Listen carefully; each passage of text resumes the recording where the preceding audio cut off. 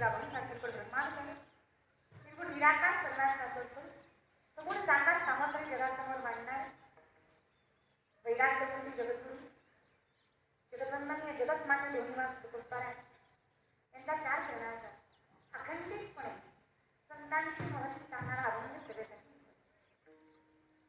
कारणही तसंच थोडं शब्दाचं गांभीर्य घेऊन आपण जगद्गुरू तुकोबांचा विचार करूया.